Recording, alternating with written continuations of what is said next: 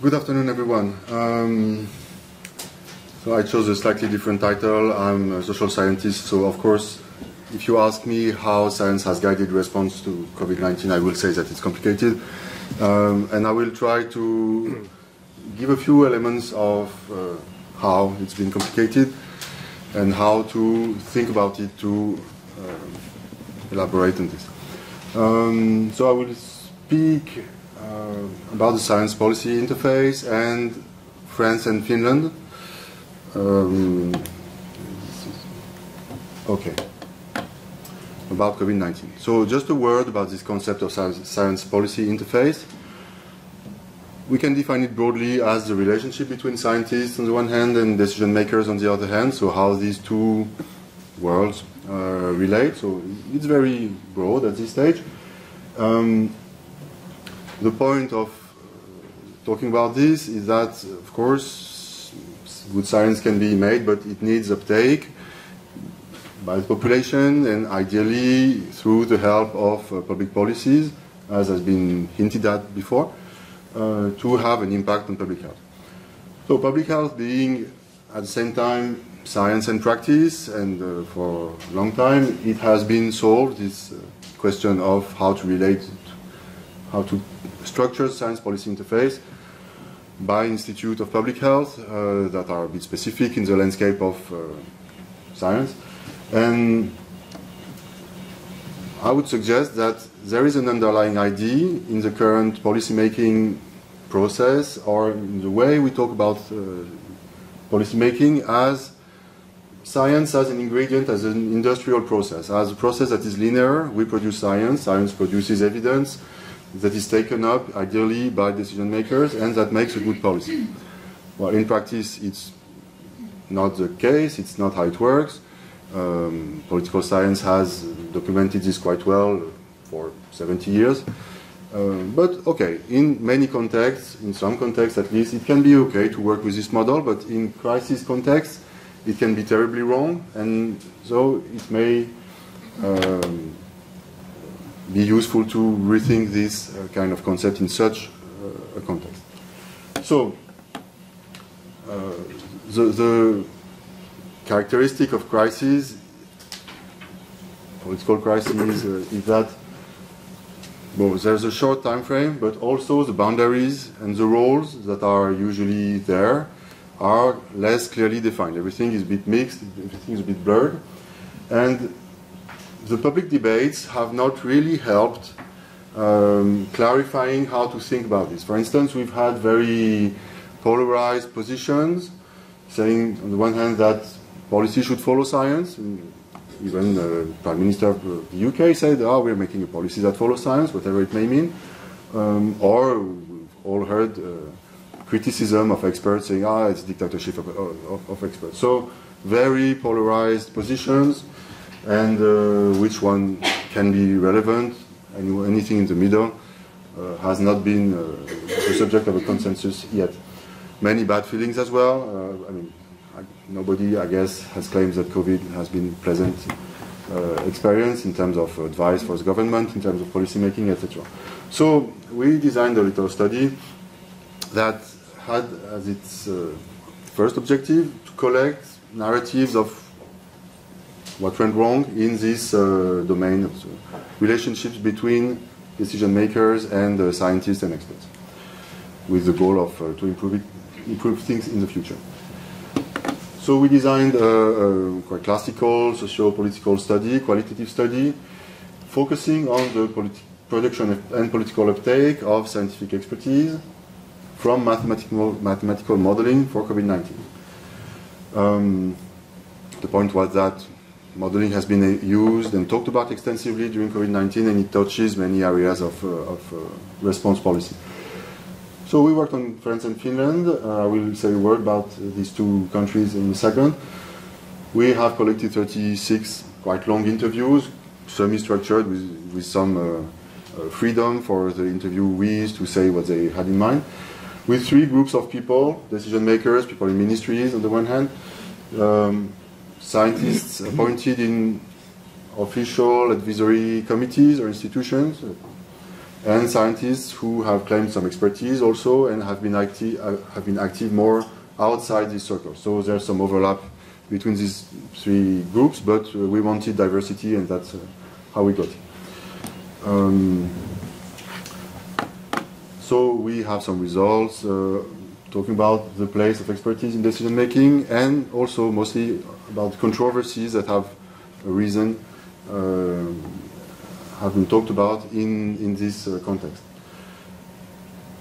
Maybe one originality of this work is to see both sides. There's many studies that focus either on the scientists, either on the decision makers, but talking about the relationship between the two, between these groups, gives more granularity, more understanding also of each other's position in the analysis. And we also took a participatory approach. That is, in this project we don't pretend to say the truth, but fosters a political discussion between the actors, and this as an iterative process.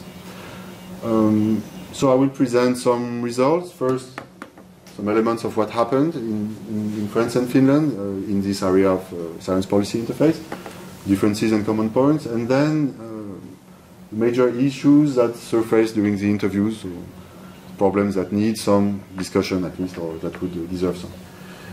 And then a concluding word about what to do. So, well, in France and Finland, but in many countries in general, we had mostly three phases, aligned with the three waves, or three first waves at least. First, a state of exception, laws of exception, political unity, a lot of advice, officially appointed advice, spontaneous advice, and a justification of decisions by the science. The government claimed to follow the science. Then, so this first one was early 2020, second phase late 2020. So then people get tired, there's less political unity, a lot of criticism starts being expressed, some politicization of the crisis, the measures. Governments looking also for advice outside the officially appointed circles, and the gradual disappearance of this following the science mantra. And then, starting in 2021, a gradual return to normal in terms of reliance on established institutional mechanisms of advice production and uptake, and gradual also pacification of the relations between scientists, experts, and decision makers. So it's a proposal of a general pattern of many countries. There's, of course, a lot of variations between countries in relations to the structure of the state, the level of centralization, the political regime, the place of public health in general. I won't go into detail here, but in terms of political economy, France and Finland are roughly similar if we take the world as a point of reference. They can be called coordinated market economies. They are not purely liberal as in the UK or in the US. There are some place for the state or national big industries, but not directed by the state. And in these configurations, usually a high value is given to public health, public healthcare. In both countries, in practice, there has been some level of cross-sectoral coordination, but still a major role of leadership by the Ministry of Health, and prioritization of the hospital capacities, intensive care unit capacity. Also the reliance on a narrow group of experts appointed ad hoc in the beginning especially. A lot of frustration expressed by the experts inside the groups, the experts outside the groups, so not many people were very happy. Strong control measures taken, I won't delve into this. Some differences also in what happened between our two countries. Well, first, of course, the structures and mandates of institutions vary. So in terms of landscape, it was different. There is no equivalent of THL in France. There's many other institutions, but different sizes, mandates, etc. In terms of structure of the state, more decentralization in Finland and more centralization in France that's quite expected, and of course it led to some problems of coordination or adaptation to local situations. As has been mentioned also in Finland, it's quite well documented that there's a high level of trust between citizens and institutions and between citizens themselves, which led to high compliance to measures. In France, seriously less so. And as also been mentioned before, a high level of polarization of the public debates in France. So Didier Raoult has been quite a national trauma. But heated debates about vaccine pass, the role also of consultancy firms in advising the government. Debates that have been quite more muted in Finland and well, considered less of a problem.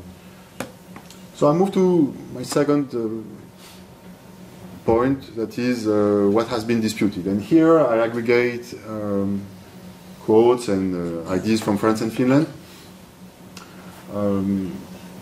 To have the broadest scope possible. So, first question is, what is the nature of the crisis? Is it a health crisis? Is the crisis, well, what is the problem? Is the virus the problem, or is the resilience of society the problem?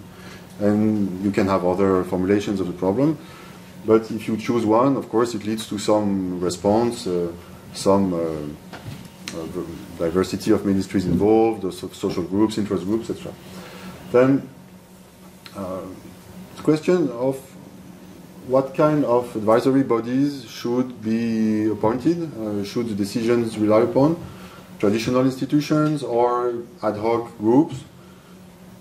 Well, so there's arguments for one, arguments for the other, but usually ad hoc groups can be reactive and traditional institutions can have also more legitimacy, more experience, etc. And third point that I mentioned here is the question of public versus private expertise. So since it's not been a huge issue here, I won't develop that. Then, what does the crisis, with its very significant political dimensions, public dimensions, media dimensions, what does it do to the role of scientists and experts? The idea being that it has distorted the classical role of scientists or experts in a way that has not necessarily been anticipated. And this distortion of role or blurring of roles created some well, shocks for some actors.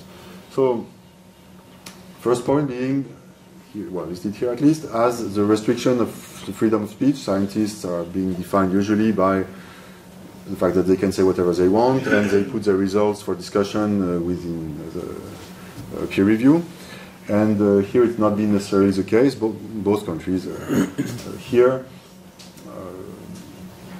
So political demand was such that it was not possible to have this same kind of discussion and transparency.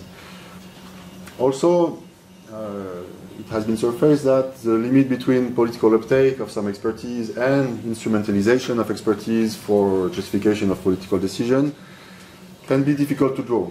So some could have the feeling that government use their expertise, inputs, just to justify a decision that had already been taken, and sometimes by misquoting the scientific work, etc. So it puts scientists in a very complicated position.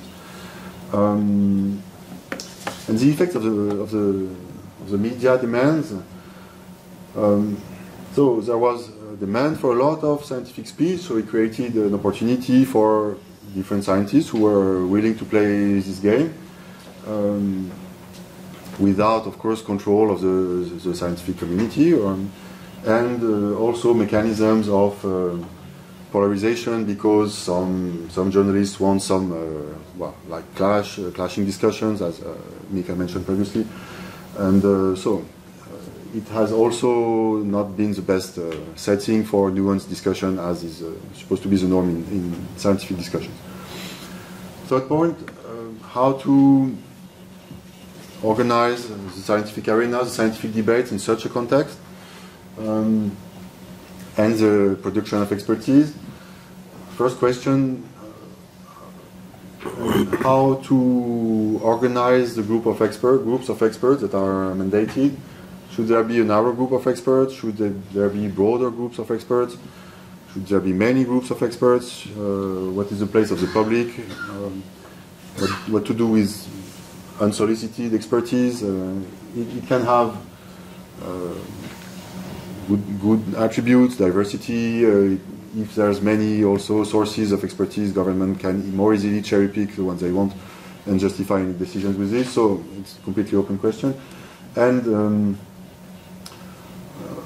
it has appeared, I mean, we made so this number of interviews. We didn't hear that much about scientific controversies, but we heard a lot of discussions about these other groups say nonsense, and or they're not qualified, they don't know anything about this or this discipline. So maybe not the best qualitative scientific debate. So maybe there's possibilities to improve that by organizing this debate in a more or in a different manner. So building on this, we put here just a few ideas for discussion, possible changes. In terms of institutional perimeter and architecture of the production of expertise, maybe it could be useful or not to change some institutional arrangements, some perimeter of the disciplines within institutions tasked with producing expertise or groups tasked for producing expertise. Is there a need and to build more plurisectoral coordination of the response, and how to do that? How to include also the social sector, whatever that means, but the idea being here that many people say, well, this is a crisis that tested all the vulnerabilities of society, and maybe the Ministry of Health is not the best equipped to tackle the whole of society.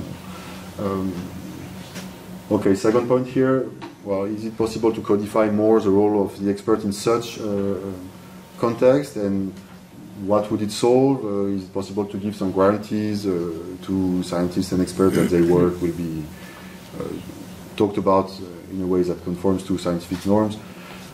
Is it possible to organize mediation between experts and decision makers that has been built progressively during COVID, but maybe it's possible to think about it in advance? Also, how to regulate the relationship with the media. Of course, it's not necessarily good to regulate the media, but maybe prepare some things. There's a lot of talk about training scientists to communicate. Well, is it good? Is it panacea? Should everyone just be communicating people or not? Well, anything like this. And what collective scientific bodies have the capacity to structure the scientific discussions in their disciplines or between different disciplines in a way that ensures that it's a collective scientific discussion respecting some norms of openness and peer review, etc. I will conclude just there with an actual quote. At first I didn't really know what to do with, but now I think it's quite smart. Well, you'll let me know what you think, but it's by so an interviewee, a decision maker, but with a background of public health, who said to us that for him it was quite easy to deal with the minister or the prime minister during pandemics. His role was just to come to the meeting and say, like Jeff Goldblum in Jurassic Park, if you remember this movie, I told you so. It's going to be the end of the world. The thing about this movie is that Jeff Goldblum is right, but doesn't achieve anything. And so maybe the question I would like to ask you is how to, be right, but also how to have an impact so that things have more impact, this knowledge has more impact next time. In my view, it may entail these three dimensions. Rethink collectively at the level of disciplines or academies, the social and the political role of scientists and experts, knowing that in most disciplines scientists have been confined to a technical role mostly since let's say, the 60s. It's not been always the case in the history of science, and I'm not sure if Pasteur thought about his political role as confined as someone completely technical. I don't think so. But on the contrary, I guess he developed quite a capacity to have his work being taken up by the media and the political sphere so as to have an impact on society. I think it will have some use to know a little more about the real decision-making processes that are quite complex, but that are anything but linear. And last point, I don't have any solution for this, but how to actually learn lessons, because there's a lot of after-action reviews, papers that are called lessons learned. Even this presentation has lessons learned in the title. But actually, these are not new questions, and many epidemics, pandemics have occurred before. Many questions that have been laid out here have been tackled, for instance, by the HIV community. In France, it's the HIV people who managed the COVID crisis, and they were astonished that all these questions that they had some ideas about were not taken up by at the political level. And so learning lessons and implementing changes is necessary and not easy at all. That's it for me. Thank you for your attention.